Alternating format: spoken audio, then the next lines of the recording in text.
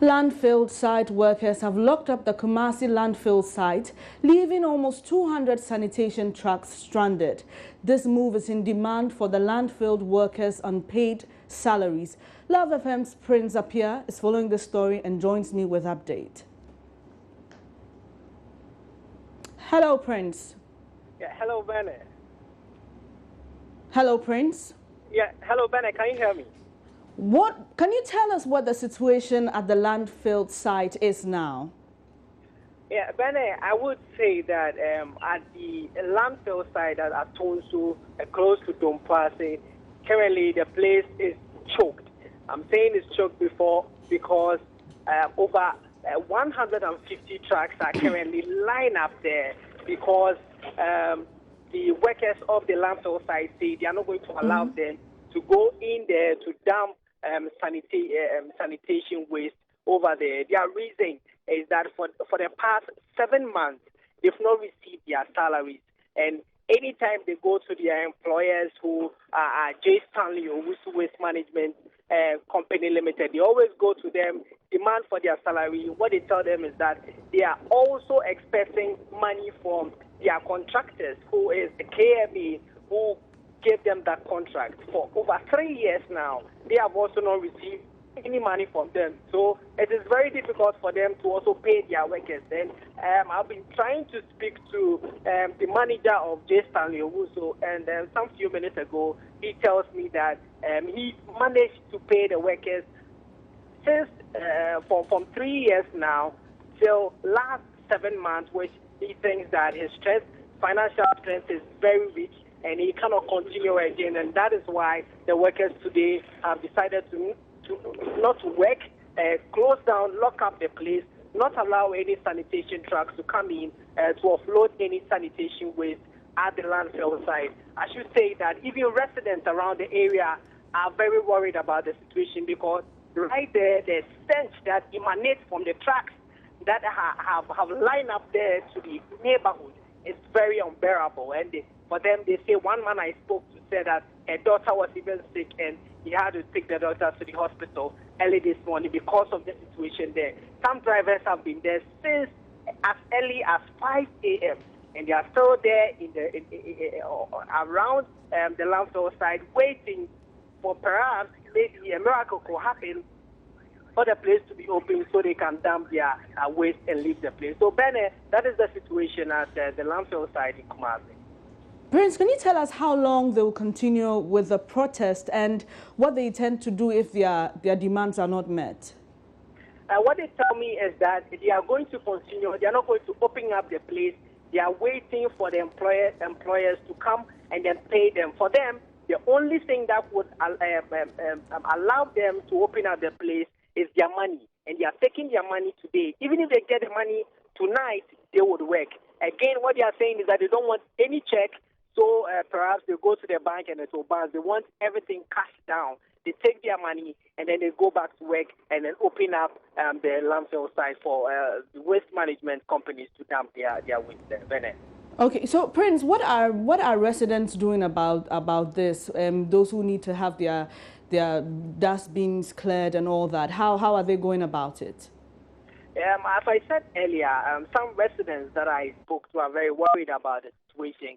And currently what they are saying is that it was this period for close to some years now, because the place is there's this strange, unbearable stench that comes from that area to the neighborhood. They try to, use certain disinfectants to live there.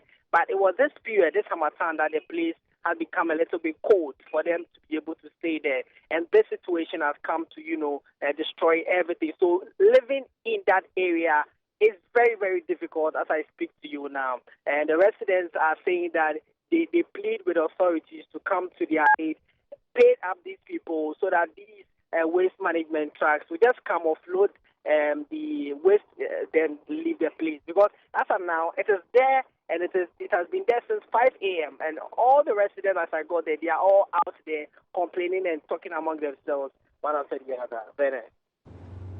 So Prince has been speaking to some of the aggrieved workers, and this is what they have to say.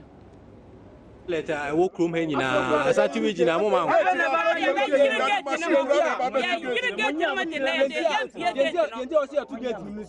Toilet in the ball, a cast and never way. Omuka 5 years, buy any control.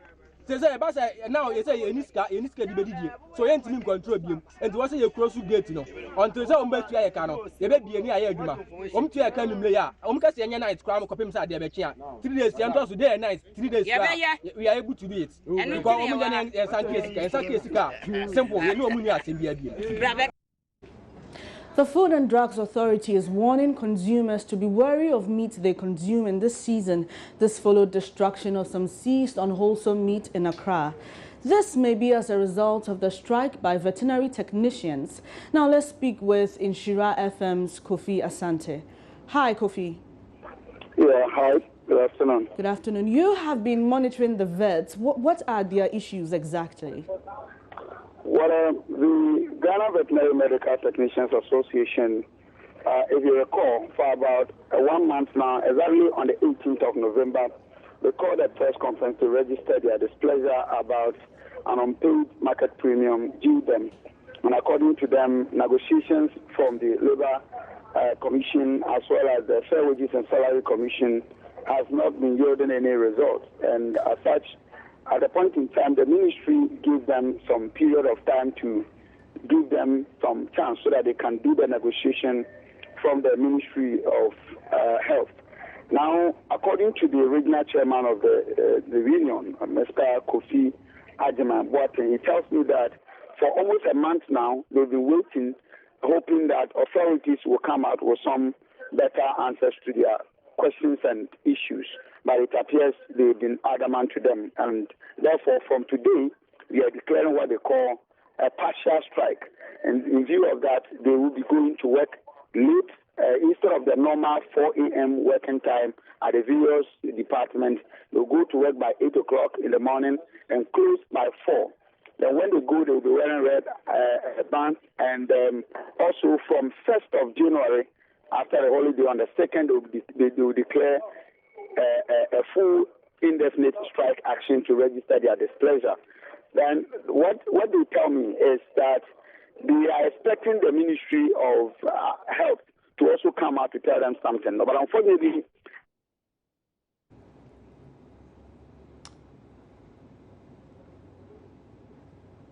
Hello, Kofi. Hello, Kofi.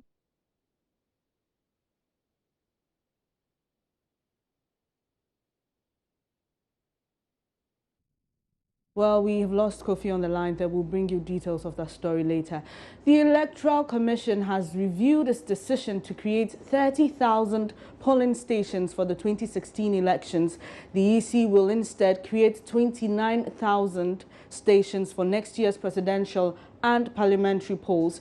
The decision follows the slash of the EC's elections budget by Parliament. Speaking in an interview with Joy News, the Deputy Director of the Center for Democratic Governance, Dr. Franklin Odro, said the implication of the cut in the number of polling stations will not so much affect the 2016 elections. The Electoral Commission and IPAC took the decision to add the manual verification to it. This was one of the things that came up at the Electoral Reform Committee. Some of us who were on argued that relying solely on the biometric devices probably wasn't a good idea because it's a technology and it could fail on election day. I think the decision taken to use the manual process to verify those who cannot be verified by the machine is a good thing. It's a good thing to allow for eligible voters to exercise their franchise. I think what we need to avoid is excessive discretion on the part of polling agents or the polling officials in terms of who can be verified manually and who can be verified with the machine. As far as I understand it, the decision is that those who cannot be verified by the machine on election day, the polling officials can resort to the manual process, making sure that those eligible voters have their names in the voter register, have their pictures in the voter register, and they are qualified to vote. So I think it will help reduce some of the challenges that we faced in 2012. And it also allows for the right of every voter to vote if he or she chooses to vote on election day. Dr. Odro also lauded the IPAC decision to have a manual verification process as well as biometric verification. He thinks the move will solve some of the problems that arose in the 2012 elections. One of the fears of our colleagues from the political parties that were on the Electoral Reform Committee was the fact that if we open up, there could be room for discretion at the local level, at the polling station level, and polling officials even decide to abandon the use of the verification devices. And so that we have to be very careful in manual verification. So I think the fear is so founded, and fact is that we have come to that point that our voting processes will biometric verification. Now, this is what we have to work towards in the medium to long term. But we also recognize that there could be challenges on election day.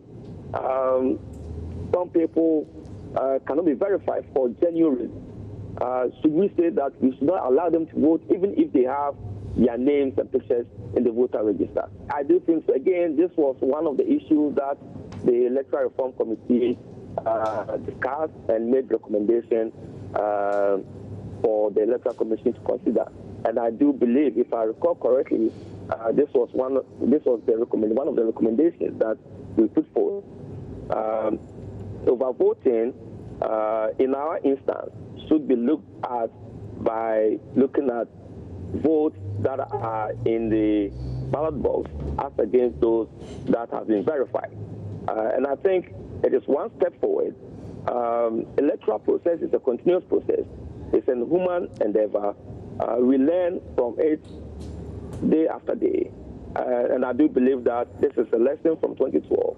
And we could implement that and build upon that in future elections. A former national youth organizer of the PNC, Abu Ramadan, has sued the Electoral Commission over non-credibility of the current voters' register. The PNC member and one Evans Nimako won the Supreme Court to declare the voters' register null and void. In a writ filed Tuesday, the two are praying the court to set aside the 2012 voters' register and compel the Electoral Commission to compile a fresh one before any new public election or referendum is conducted in Ghana. Speaking earlier on News Desk, Abu Ramadan indicated that they went to court because the EC has assumed a posture that does not depict an institution that will listen to them. We are back in court to ask the Supreme Court to make definitive statements on a ruling it gave somewhere last year, July last year, when we went to court on the eligibility of an applicant to use health insurance as basis to register. And after that hearing, after that ruling, we proceeded. My lawyers instructed them to write a couple of letters to the Electoral Commission, demanding on them to take steps to register rid of all illegal applicants. And for that matter, illegal as the court has defined or described. And for that matter, if the response from the Electoral Commission didn't send a signal of an institution ready to correct the errors within its system, or they claim that there wasn't anything they found in the ruling that sort of suggest that they have to clean the register or they have to undertake any process. And then more so to say, if should the Electoral Commission today decide they are going to clean or they are going to audit the register, on what basis are they going to audit the register when they claim? It is very difficult for them to determine out of the 40 million registered voters, what percentage or what quantum used passports to register, what quantum used driver's license to register, what quantum also used the NHIS card to register. it is difficult for them, as they've made us to believe, that it's practically impossible to know which applicant. So even yourself, Beatrice, when your voter's ID card data is picked out of the system, it will be difficult for the Electoral Commission to tell us whether you use a health insurance card or whether you use your passport or any other form of identification specified under CR 72. So on the basis of that, the question we are raising with the court is that, first and foremost, Article 45 and 42 of the Constitution, A, says that the Electoral Commission has the right, or is supposed to put together a credible, transparent, and a fair register. A credible, transparent. So the Electoral Commission owes it the responsibility to put together a transparent, fair, and a credible register. And on the basis of that, this particular document that we've used in the last election, 2012, that we've used for this assembly election, that we are about using for another general election, doesn't seem to reflect that free, fair, and transparent manner that we were supposed to have with the. Meanwhile, Abu Ramadan has responded to suggestions that their suit will not make any impact ahead of the 2016 election. I don't know his locus in this matter, Abraham Amaliba's locus in this matter to start with. Because in any case, Amaliba, this is the same Amaliba when we filed the case earlier on at the court last year, came out and said the same thing. This is a waste of time. And I don't know whether he's the PRO of the Supreme Court. And yesterday he used some harsh words that were trying to hoodwink the court and all of that. It's unfortunate. But Amaliba should come to court and listen to the hearing. I think he will leave the court a better lawyer than he is now. Because what is going to be done is an interpretation of Constitution of the Republic of Ghana. So Amaliba, we don't take his issues serious at all. We want the court. It's the court that will take a decision, not the comments of Amaliba. All those who think it's a waste of time, they should keep dreaming and being Alice in Wonderland. But I'm very confident that the court would once again give the people of Ghana the victory they deserve, and give the people of and you see, it is one important thing. Those who raise issues to say that when you do that, you are punishing those who register legitimately, you are punishing them to come back and register. In any case, after almost every election, we are going back to put together a new voters register. After every election, we are going back to put together a new voters register. At that time, are we punishing the very people who go back to put together, who go back and requeue the new register?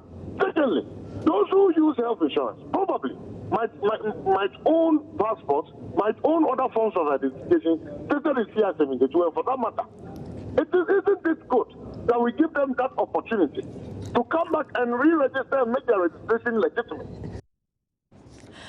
Let's take a break now. News Today will be back shortly.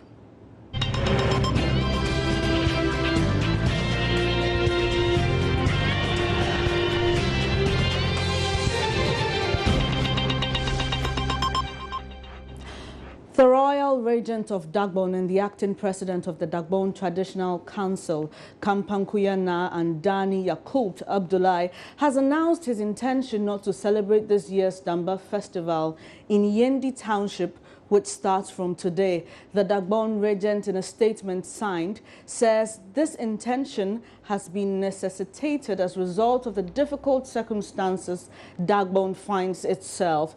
The statement further indicated that Damba Festival cannot be celebrated when the very foundation of the customs and traditions are being destroyed on the basis of convenience and peace, irrespective of its far-reaching repercussions on the Dagbon Kingdom. Let's speak with the spokesperson of the Regent of Dagbon, Issa Mahmood. Hi, Issa. Hello, Issa. Can you hear me? Viewers. Hello, Issa. Hello, I can hear you. Good afternoon. What impact will this hold on the celebration? Please, the Regent of Dagbon and acting president of the Dagbon Traditional Council, Kampankuyana and Dani Yakub Abdullahi, has decided that he will not celebrate this year's Damba Festival. And this was contained in the press release which was sent to the various media houses.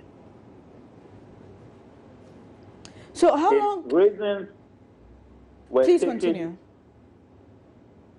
The decision was taken in consultation with the custodians of the Dagbang tradition and custom. And he feels that the celebration of Damba Festival marks a very, you mark the achievements, and it's a culmination of happiness, and then you gear towards development, peace, unity in your society. However, in recent times, some events have come which clearly show that Dagbang culture and traditions are being taken for granted. For example, the eminent king of Ashanti, Mampurugu, and Gutaland are the mediators in this problem. And about 3 weeks ago, they summoned the representatives of the factions and stakeholders and informed them of a timetable to perform the funerals of the late Yana. And for us, it is the prerogative of Nyeb Kona, who is the custodian of Dagbang culture, to decide on matters pertaining to the performance of the funerals of Yana. Apart from that, before the funeral of Yana is performed, there should be chiefs to occupy certain key schemes in Dagbang. We should have a Gushena, we should have a Tolona, and we should have Yelzolana. Unfortunately, these 3 schemes are currently being occupied by regents, and the regents cannot perform the functions of the substantive chief when and during the enskillment of Yana. Apart from that, we all remember the unfortunate incident that led to the gruesome murder of the overlord of Dagbang, Yana Yakubu Andani II, on that Saturday of 27th March 2002. Hello, Issa. Hello. Can you quickly tell us if this decision is going to be reviewed soon? This decision, we have made a leeway for all chiefs who want to celebrate Damba. It is not a complete ban in the entire Dagbang kingdom. This cancellation is within the Yendi township. It's within the Yendi township. I was making a point that any attempt to resolve the Dagbang problem has to also take serious view of the criminal aspect of the investigations and prosecutions of those who were involved in the murder of Yana Yakubu Andani II. We know that it happened about 13 years ago, but we are not seeing any serious effort on the part of state institutions responsible for investigations and prosecutions to ensure that the perpetrators of this heinous crime are apprehended and brought to justice. Thank you very much, Issa. That was Issa Mahmood, spokesperson of the Regent of Dagbang. The Acting Inspector General of Police says the police service is working assiduously to weed out bad nuts in the service. COP John Kudalo said this when the service honored 14 personnel for distinguishing themselves in the course of duty. The principal suspect, believed to be a Burkina national, who was operating the support of some Ghanaian criminals, are currently facing court action. Though the police are on record for having made similar arrests in the past, this is so far the biggest scratch in the records of the Ghana Police Service. The retrieval of these weapons is no doubt a clear indication that there could be more of them in the hands of criminals living in our communities. The onus is therefore on us to strive to arrest persons illegally possessing arms and retrieve all the lethal weapons in our desire to continue enjoying the peace that has made this country a safe haven. The chiefs and people of Nkonya and Alavanyo in the Volta region have once again resumed a meditation process to end the protracted conflict between them. They have signed a peace flag to signify their willingness to engage in negotiations and cease all hostilities. This is the third consecutive attempt aimed at bringing a lasting peace between Nkonya and Alavanyo. Interior Minister Mark Woyongo explains what the impact of this third attempt means. At the weekend, I was at Alavanyo, Kwadwo precisely. I was at Kwadwo. There was this peace treaty between the Alavanyos and the Nkonyas. I was excited about it, but I also cautioned them that this should be the last time that they are signing this peace agreement, because that problem in Alavanyo and Nkonya has been raging, albeit intermittently, for the last 92 years. And committees have been set up, and we have not had any permanent solution. So I caution that we would want to have a permanent solution to the problem, permanent peace in the area. And I saw the commitment in the faces of the chiefs of both sides. So that if that is anything to go by, I think that the people of Alavanyo and Nkonya are committed to the peace process, and that sooner than later they will consummate that peace. The Power Minister, Dr. Kwabena Donko, says government is committed to ending load shedding by the end of the year. He, however, adds government has given itself 2 weeks into the new year to fully end the power crisis. Parliamentary correspondent Elton John Broby joins us with more. Hello, Elton. Yeah, hi. What reasons has the minister given for not meeting his deadline? Well, the issue about the deadline, according to him, is committed to it. Government has put in place measures to ensure that the load shedding ends on 31st December 2015. However, because these are machines and they break down, they have given themselves additional 2 weeks to observe the situation. For example, he said that the FPSO will supply gas to Atwabo. If there should be a problem with gas supply from the FPSO to Atwabo, it will mean that we will lose 630 megawatts. And that will take at least a week for them to restore normal transmission. And so can be said with the Asogli power plant at Tema. So these are some of the scenarios they are looking at. But in terms of their preparedness to end the load shedding or the power crisis by the end of the year, they are still committed to it. But in an event that they experience some of the things that he's mentioned, like supply of gas from FPSO and then the other thermal plants, they hope that within 2 weeks they should be resolved all other issues. So going into the new year, the second week of January, hopefully the power crisis would have come to an end. Elton, we're expecting a debate on the Eurobond today. Has anything started like that in Parliament?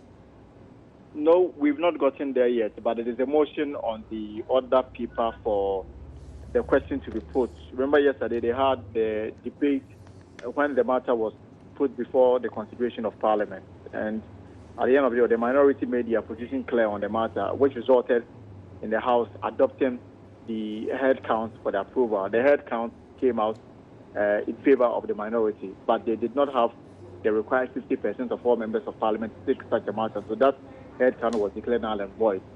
Now, what is happening today is that the Finance Minister will move the motion for the adoption of the report for government to issue a sovereign bond to for $1 billion United States dollars. Because the debate was done yesterday, only the question will be put. If we are unable to resolve this issue with the first attempt, then they will have to go to the head count. But I can tell you for a fact that the majority members, the whips have done their work very well. Their side is almost full to capacity. They have the required numbers as of now. Even with their own numbers on the floor of Parliament, they have 153.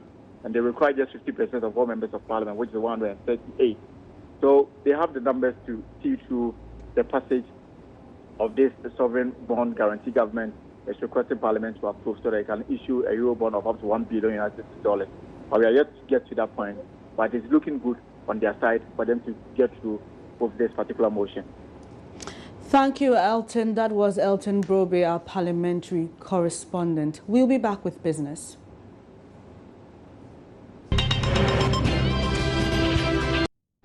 We have Emmanuel Abuaje-Riafi, who's here with business. How are you, Emmanuel? Yeah, I'm fine, Bernice. How are you too? I'm doing great. What's the latest in business? Well, in business, there's a new law that's going to come up in 2016, specifically the last quarter of the year, which will streamline government's borrowing. You know, the fact that government has been borrowing too much this year has become a source of worry to everybody. So there's a new law to check government's borrowing, as well as check public institutions' expenditure out of approved budgets. Go on, Emmanuel. All right, so in business, a new law aimed at streamlining government's borrowing as well as tarnishing institutions that consistently spend outside approved budgets is set to take effect from the last quarter of 2016. The Public Financial Management and Accountability Bill has become necessary following concerns about the rising public debt as well as expenditure. The Finance Ministry is in the process of laying the bill before Parliament for consideration. Chief Economist at the Finance Ministry, Eva Esel-Men, spoke with Joy Business at a presentation on the new bill to the country's development partners. What this new law will do is to open up that engagement and bring into it cabinet. So it is not only the presidency, but cabinet will also be involved in determining fiscal targets for government and also approve it and will be bound by it. We believe that it will commit cabinet and all cabinet ministers to fiscal targets. So it is not the Ministry of Finance document or position, but it is government-wide position, and therefore the government will be held accountable for adherence to the fiscal targets in the document. It will also open up and explain the assumptions underlining government fiscal policy. For instance, right now, all you hear about is that new taxes are coming up. Sometimes it is only after that you have the minister coming onto the radio to explain why we are having new taxes, or the GRA will come back and explain. This one, you're going to have, even before the revenue measures are passed, the government will have to explain and provide to Parliament the underlying assumptions, the implications of the revenue measures. The same with expenditure. And in another development, a new policy document expected to guide and coordinate all projects being managed by the state has been launched. Known as the National Public Investment Management Policy, it will streamline government's investments in various projects in the country. Speaking to Joy Business after the launch, Director of the Public Investments Division of the Finance Ministry, Magdalena Penting, said the new policy would help ensure more prudent management of public funds and investments. Basically, what we have done in the past, we have done some sort of project management and project preparation. This is expected to put all of it in focus, and therefore we have developed a public investment management system that would collate all the project management activities that we are undertaking in the country, so that when you go to one site, you can have a look at whatever is happening in terms of infrastructure provision, in terms of the contracts that are emanating from from the provision of the infrastructure, and also in terms of our capital spending and capital expenditure on the various projects that we have. So that is how it is going to be. And this time, what we expect the various MDAs, that is the ministry, departments, and agencies, to do is to go onto the system and to input the projects. And therefore, there's a thorough project appraisal, that goes through undertaking a project. Still in business for the afternoon, the Zimbabwean government is adopting the Chinese yuan as a national currency. This follows an announcement by the Chinese government of plans to cancel a $40 million debt owed it by the South African nation. Joy Business has been speaking with an economist, Patrick Stevenson, who shares his views on the impact of such a move on Zimbabwe's economy.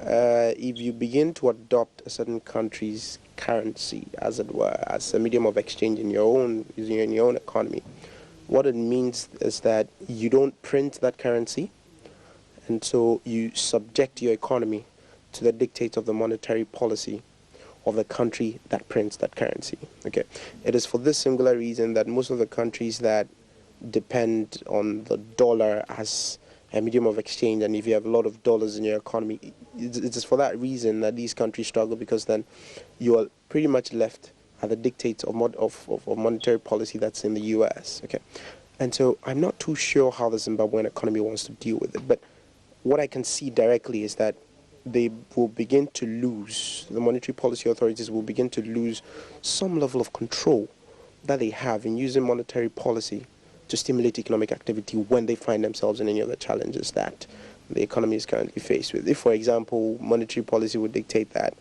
you need to, as it were, even devalue the currency, for instance, you are not the one who controls it.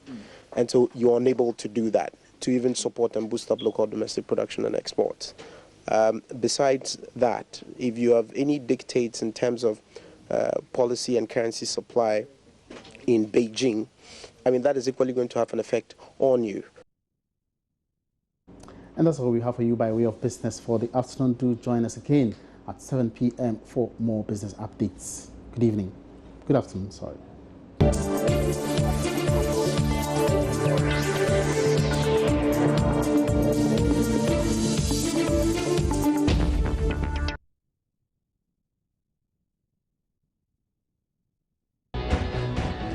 It's time for Sports on News Today, and Benedict Owusu joins us. Benedict, how are you? I'm good. How about you? I'm doing great. What's happening in the world of sports? Well, we are talking about Accra Hearts of Oak. Ex-Ghana coach Munovan Raivach is also in the news. But I want to ask you this. I've never heard you talk about football or anything sports before. Do you support any team? Yes, I love football. Which team do you support? Locally, no team, but I like Real Chelsea. Madrid. Oh, Real Madrid. I don't like right. Chelsea. Okay, that's wonderful. That's nice. Well, I can see what the cameraman there is happy that you mentioned that you like Real Madrid. But we can start sports with some news from Accra Hearts of Oak and the decision by their board chairman Toby Afede the 14th to appoint former CEO Vincent Sowodote and former National Chapters Chairman Alhaji Ankabi onto the board of directors has received lots of mixed reactions. Now, some members on the board and supporters are not happy with that appointment, especially Vincent Sowodote, who was sacked as CEO of the club some seasons back. Current National Chapters Committee Chairman Barima Etuahene, who doubles as a board member, has also questioned the appointment of the pair onto the board of directors. When I was a management member, Odote was there, and really later on, and he was sacked. So yesterday I put it across over there that even at all, apart from his sack, he's having a problem with the FA. So my point was, it's not a matter of walking out at the meeting. I put my grievances across that I came from a constituency that is from the supporters front. So I need to go back to my constituency to tell my people that this is the decision the board wants to take. We have to defer the appointment of the two gentlemen to the next board meeting so that I'll get a chance of going back to my constituency to see my people so that we all agree on one voice. Away from Accra Hearts of Oak, Ashanti Gold CEO Kwadwo Fiano has revealed to Joy Sports that they accepted to play in the upcoming G6 because of lack of competition on the local scene. Now, the league champions who are in Africa early next year needs to prepare before facing their Algerian opponent, that's Emo Bejaya. With uncertainty hanging over the start date of the Ghana Premier League, Mr. Fiano explains they had no option than to play in the G6. Now, you have a game to play in February. The league is not on. Are you going to fall to, playing friendly matches, or you be seeking for high competitive games to play to prepare? We have to. That is why reluctantly we had to accept to play in the G6 because that is also going to give us a platform, some level of competition, even though it will not be highly competitive as a league. But we can make do with that in the circumstances. More local stories on Asante Kotoko CEO Pokunti has also told Joy Sports the playing body and officials will go on a Christmas break starting from today. Now, Kotoko have been in camp for some time now preparing for the league, which the date is yet to be confirmed by the Ghana Football Association. Opokunti, who noted how the uncertainty over the start date has caused the side, says they have no option than to take a break. We are going to break the boys on Wednesday and come back 28 because we have pending match, which is going to take place on the 3rd of January against Vera Club of Greece. So we're going to break them for the holidays, and they will come back 28 to continue the preseason so that they can be able to honor that game. And from there, maybe the G6 is also coming on. So whenever our demands are met, we also participate in the G6. That was Kumasi Asante Kotoko CEO Popinti. Well, just before I take leave of you, Ghana coach Milovan Rajavach is among 5 shortlisted applicants for the vacant Cameroon national team job who will be interviewed today. Now, the Serbian is currently in France ahead of the scheduled interview session with FECAFOOT officials. Cameroon are in search of a substantive coach following the departure of Walker Finke and his Ghanaian assistant Ibrahim Tanko in October this year. The former Black Stars coach must overcome Hervé Renard, Claude Leroy, Roger Lamaire, and Francois Oman Bayek to get the nod. And that will be it for sports. My name is Benedict Owusu. The show continues after this short break. Stay tuned.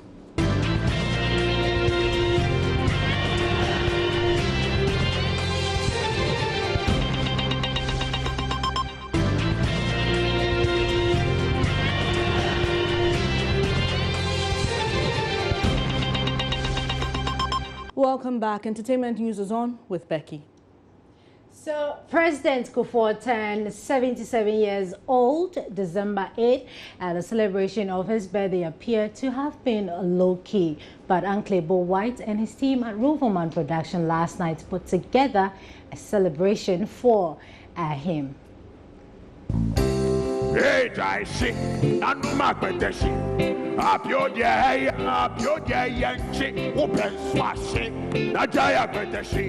And from Boom, and yes, how? Come for that. Damn you, Junior! Damn you! Oh! What was that for? So what do you take me for? So I'm the one you're playing the fool, right? What are you talking about? What am I talking? I'm talking about this. Hilda, meet Amanda, my very good friend. Oh, hi, Amanda. Hi. Hello. I don't want to be your friend, okay? What the hell was that? What have you gone in for? See, I told you that Hilda will be no problem at all. Junior, what? Are you that blind? Hey, I don't hear negative things. Oh, Jesus Christ. Did you enjoy it? Then shall we put our hands together one more time for the former president, J. Kufuor.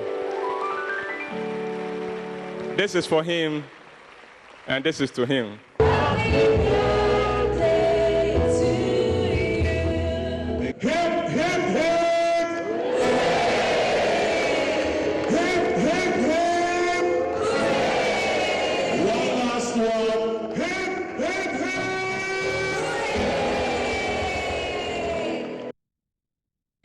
And on the 25th of December, fans of the BET Award winner Sarkodie will get to experience another dose of his Rapaholic concert at the Accra International Conference Center. Wondering what to expect? Let's hear him. I think this year is the right time. I think I've kept the Sac Nation in the dark for a while, and then I think it's just only right that day I just devoted to them. It's just I call it Sac Masters, just for the Sac Nation, and it's going to be epic because the catalog is growing, the music is a lot, the collaborations are a lot, and I'm fortunate enough to be one of the artists who has music with almost everybody in Ghana, and almost everybody's going to be there. From Shatawale to Samini to Jupiter, Stonebwoy. I think I'm going to miss some of the names. Papi, Joey, the new boy, Waisa. Loads of artists, so it's going to be epic, and I can't wait. I'm just waiting for the countdown. I have this small cough. I hope by then it's gone, but it's going to be epic. If you miss this one, this is the only show in December. I can bet you that. Yeah. Rapaholic is not just an album; it's a whole movement. It's a statement that's very strong. So the concert itself is Rapaholic. Yeah, but then again, if I release an album, it's attached to it, and Mary's going to be part of it because I'm going to be performing songs from Mary. Yeah, and Kwadwo is going to be there as well. It's going to be great, and basically Rapaholic is a whole term on its own. It stands on its own. It's not like limited to one album. It's a whole movement. That's it for the segment. My name is Becky.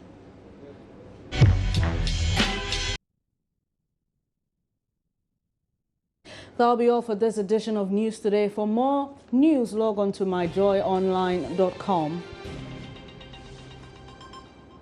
My name is Bernice Abubedu. Thanks for watching.